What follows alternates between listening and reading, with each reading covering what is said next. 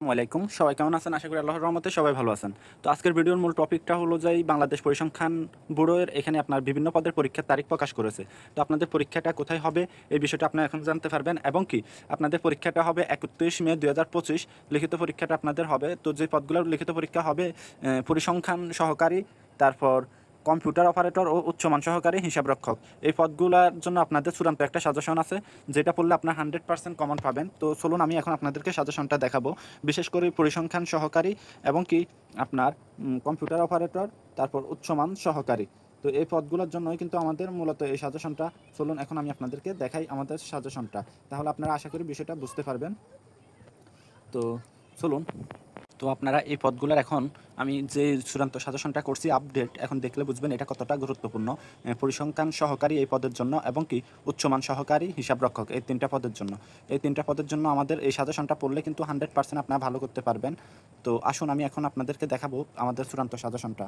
তো আমাদের এখানে দেখতে পাচ্ছেন সিরিয়াল আকারে সন্ধিবিচ্ছেদ, এক কথা প্রকাশ সহ, তারপর কারক এবং কি ট্রান্সলেশন।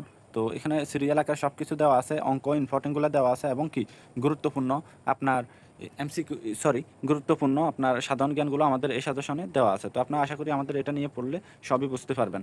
তো আমি কয়েকটা প্রশ্ন আপনাদেরকে পড়ে শোনাই, তাহলে বুঝবেন। যেমন সন্ধিবিচ্ছেদ, বিদ্যালয়, বিদ্যাযোগ আলয় সমান বিদ্যালয়।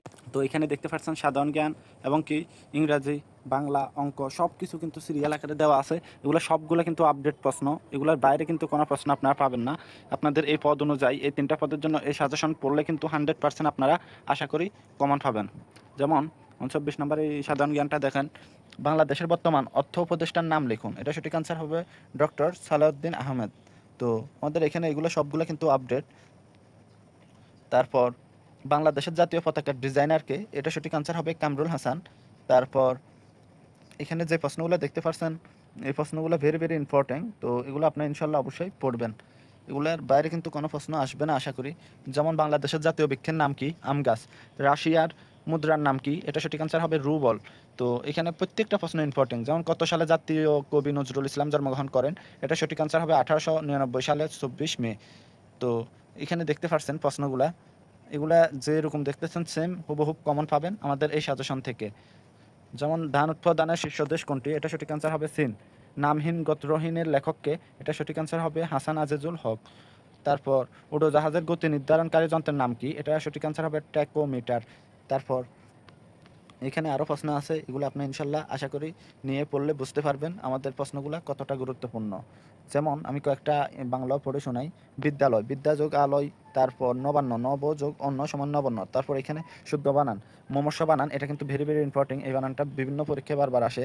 মমস্য, ম রস্যকার, ম রস্যকার, ম দীর্ঘকার, মধ্যনাস্বর রেপ রস্যকার, মমস্য, এটা সঠিক বানান। তো গড়মিল।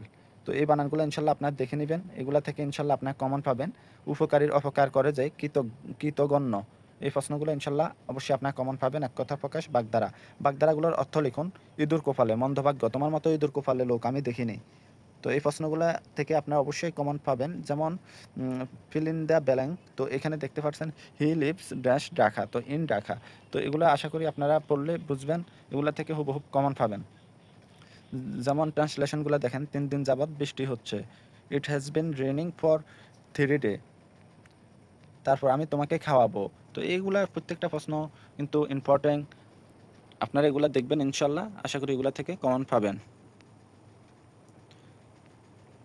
তারপর আসুন অঙ্কগুলো দেখুন, পিতা পুত্রের বয়সের গড় বা সমষ্টি, এই অঙ্কগুলো থেকে আপনারা ইনশাল্লাহ আশা করি কমন পাবেন। এগুলা একটু দেখে নেবেন, ইনশাল্লাহ এগুলো থেকে আসবে। তারপর ক্রয় বিক্রয় থেকে কিন্তু অঙ্ক আসবেই। তো আপনার এগুলো আমাদের এখানে যেগুলো আমরা দেখছি এগুলো ইম্পর্টেন্টগুলো, এগুলো ইনশাল্লাহ এগুলো থেকে কমন আসবে, এগুলোর বাইরে আসবে না আশা করি।